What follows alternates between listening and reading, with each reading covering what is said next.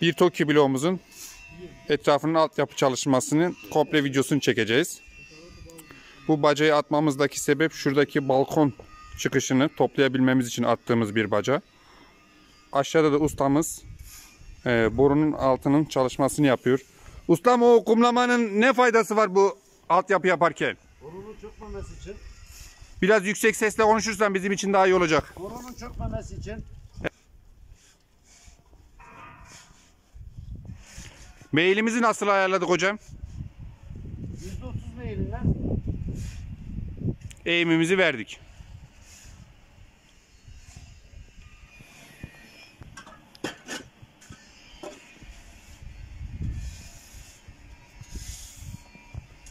Evet, kumlamamızı da yapıyor ustamız.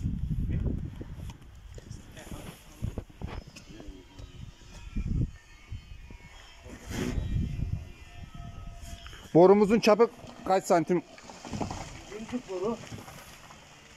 200'lük borumuz. Ustamız şimdi borumuzu takıyor.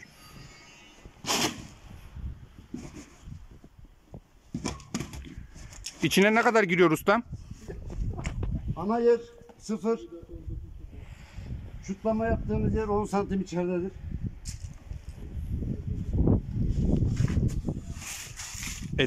Etrafını ne yapıyoruz hocam? Üstünü tekrar gömlekleme yapacağız ki büyük taşlar ezmesin diye. Evet. Kum alalım. Şimdi borumuzun üstüne kumumuzu istiyor ustamız.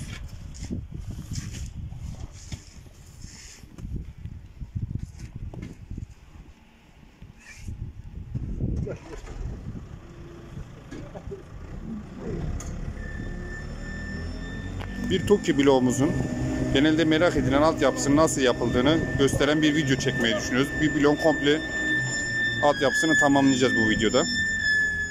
Merak edilen soruları da aynı zamanda cevaplamış olacağız.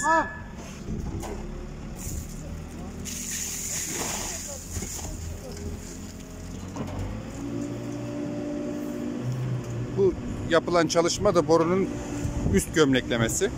Şimdi ustamız onu da güzelce yayacak. Duymadık.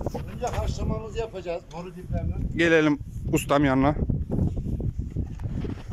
Şöyle yakından çekeyim. Bunu yapmamızdaki fayda ne? İçeri su girmemesi, toprak girmemesi için.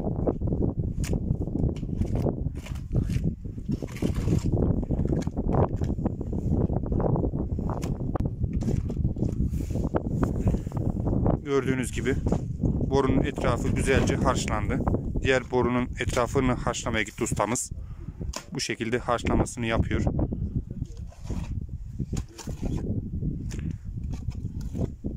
Ustamızın dediği gibi içeri kum gitmesin, yağmur içine taş falan gitmesin, etrafından kaçırmasın. Bu yaptığımız altyapı atık altyapısı, aynı zamanda balkonların çıkışlarını da alan bir altyapı çalışması. Ustamız onun da etrafını harçladıktan sonra. Odamızın diğer tarafında ana toplama borumuz var. Orayı da açacağız. Evet, iç tarafta. Ustam burayı tam bir... Bu binamızın, ustamızın dediği gibi alt çıkışının etrafını harçlıyor. İçeriden dışarı çıkan hattın.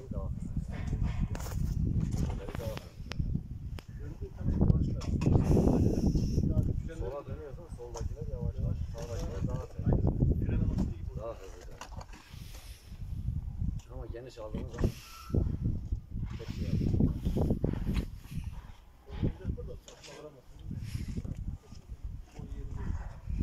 Ustamız harçlamamızı bitirdi. Şimdi üst gömleklememizi yapıyor ustamız.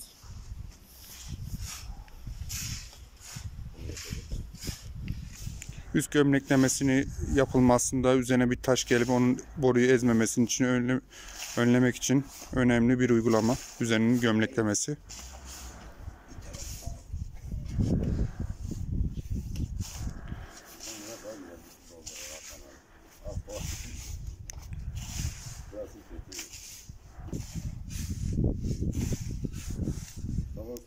TOKİ'de merak edilen soruların cevaplarını bu şekillerle videolarını çekip vatandaşların akıllarındaki soru işaretlerini gidermek amacımız.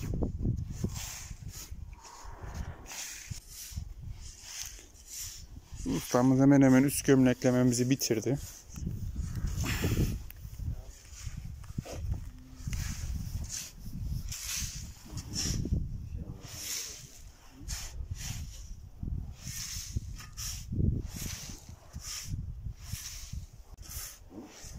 Evet, görüyorsunuz.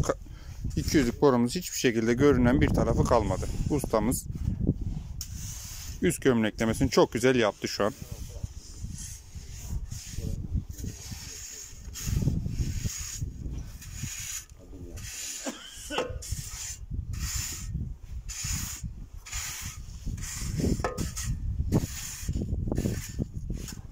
Arkadaşlar şu anda iki baca arasını %5 birliğinden veriyoruz.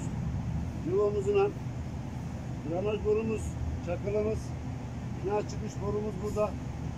Hepsini bağlayacağız. Tam ortasına getireceğiz bacamızı. Eskavatörcü arkadaşımız bacağı indirecek. Meyillerimizi aldık. Eskavatörümüz şimdi bacamızı getirecek. Şimdi eskavatörümüz bacamızı getiriyor.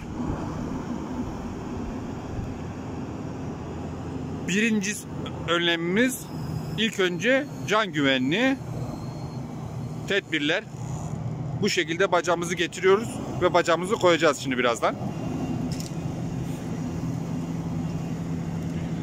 Bacamızın altına mıcır koymamızın sebebi hem aşağısına çökme olmasın, hem bacamızın tesviyesi güzel olsun, bacamızın bileziklerini yukarı doğru çıkardığımızda düzgün durursun diye. Alt tesviyemiz çok önemli. Şimdi ustamız bacamızı koyuyor. Bacayı nasıl koyuyoruz dersek, binamızın tretuarını da hesaplayarak ve tuğlamızdan da metremizi çekerek koyuyoruz ki hem düzgün çıksın hem de bütün bacalarımız birbirine paralel ve düzgün çıksın, dikey. Şimdi ustamız Şu anda bina çıkışımızdaki suyun rahatlıkla gidebilmesi için bacamızın her iki taraftan meyiline bakacağız. ustam, ben bir yakınlaşayım. Tabii ki. Bu toplama ağzının çıkış ağzıdır. Meyilimiz %2 gibi bir meyil vardır. Evet. Binadan çıkan yere baktığımızda da gayet güzel bir çıkışımız vardır. Evet, terazimizde herhangi bir sorun gözükmüyor abi. Altındaki terazimiz tamamdır. Artık üstlerini koymaya başlayacağız. Şimdi bileziklerini koymaya başlayacağız abi. Tamam abi. Şimdi bacayı neye göre koyduğumuz ustamız metresini atıyor şimdi. Şimdi olması için iki tarafında Eşit olması lazım ustam. Evet, ustamız bakıyor şimdi, bize söyleyecek. Şu anda gayet düzgün bir şekildedir. İkisinin de ölçüleri eşit diyorsun değil mi ustam? Evet, evet. Tamam ustam. Parsel bacamızın üzerine parsel bileziğimizi eskavatör şu an getirip üstüne yavaşça koyacak. İş güvenliği birinci sırada çalışmalarımızda. Çünkü tehlikeli, ağır bir iş. Dikkat gerektiriyor.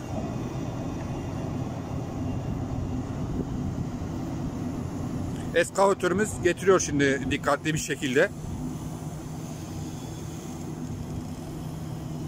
Şimdi hem eskavatörümüz getirdiği için ustamız dikkatlice hem altında pislik var mı dişinde, hem de yavaşlatıp yönünü ayarlayıp eskavatör eşliğinde yavaşça indireceğiz.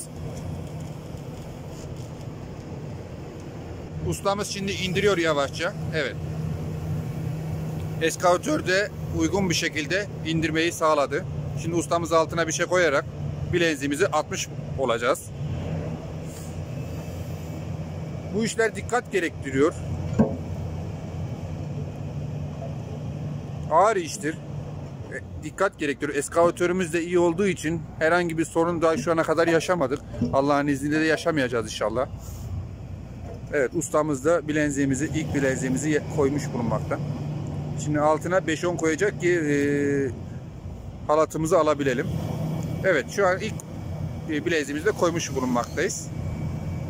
Çalışmalarımız devam ediyor. Birinci aranın alt gömleklemesini, üst gömleklemesini yaptıktan sonra ustamız şimdi ikinci bacadan üçüncü bacağının arasının hem alt gömleklemesi hem üst gömleklemesi, boru döşemesini yapacağız birazdan. Evet, ikinci ile üçüncü bacağımızın 200'lük borusunu attıktan sonra üst gömleklemesini yapmaya devam ediyoruz. Ustamız Aynı şekilde yapmaya devam ediyor. 3. bacayla 4. bacağı arasında eskavatörümüz şu an kazımaya devam ediyor. Evet abi, ne yapıyoruz şimdi? Borularımızın ek yerine contamızı atıyoruz ki ileride aradan su kaçağı yapıp da borularımızı aşağı tutturmasın diye. Evet abi. Contamızı taktık, boruya geçiriyoruz. Git.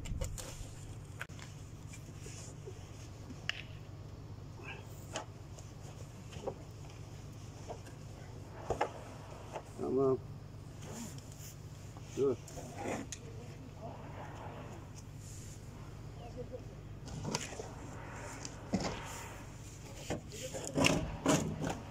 Ustam kaç diş giriyor? 4. 4 diş girse daha sağlıklı. Evet, çalışmalarımız devam ediyor. 4. bacamızdan 5. bacamızın alt gömleklemesi yapıldı. 5. bacamız kondu. Alt gömlekleme görüyorsunuz. Şimdi contaları takacağız. Ustamız contasını eline aldı ve orayı takacak şimdi.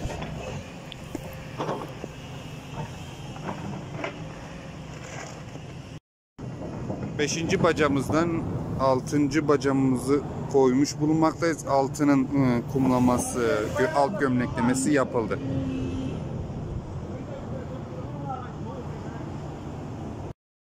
Evet, şimdi drenajımızın bacasını atıyoruz. Evet abi. GSB operatörümüz şu an bacamızı koymamız için bize yardımcı oluyor ve bacamızı getiriyor. Bu bina etrafındaki drenaj borusunun ana toplaması.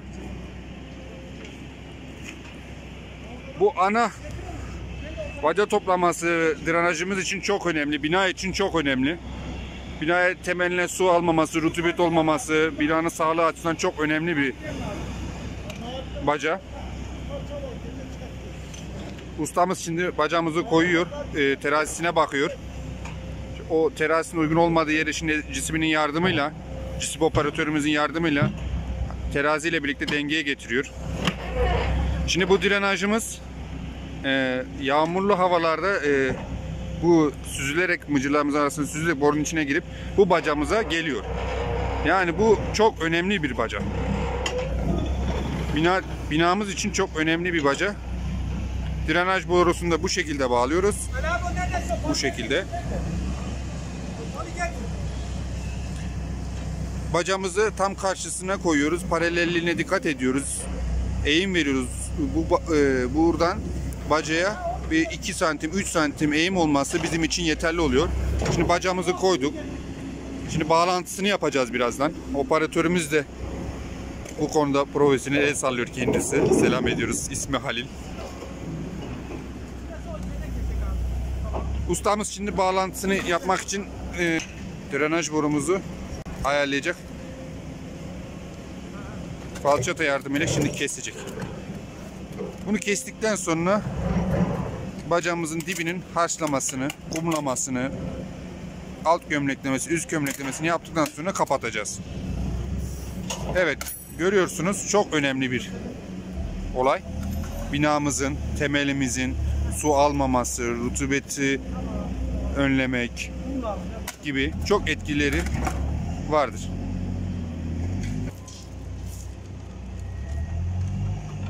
Evet, altına mıcırlarımızı da attım alt gömleklemesi olarak.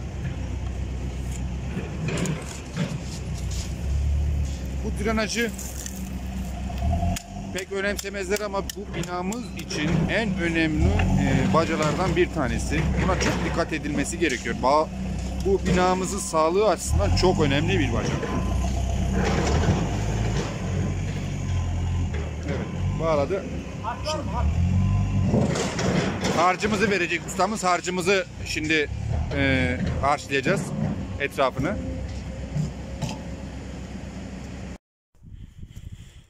Bir TOKİ bloğunun altyapısı işlemi tamamlandı. Hem alt gömlekleme hem üst gömlekleme, bina etrafı videoyu çektim. Bu video hem yeni başlayanlar için hem yeni üniversiteyi bitirmişler için faydalı bir video olduğunu düşünüyorum. Akarları, alt gömlekleme, üst gömlekleme, alttan çıkış tesisat boruların bağlanması, yağmur drenajının, temeldeki yağmur drenajının işe yaradığını ve bacamızın koyma şeklini, harcını, yani anlatabileceğim, terazisini anlatabileceğim, hemen hemen her şeyi anlattığımı düşünüyorum.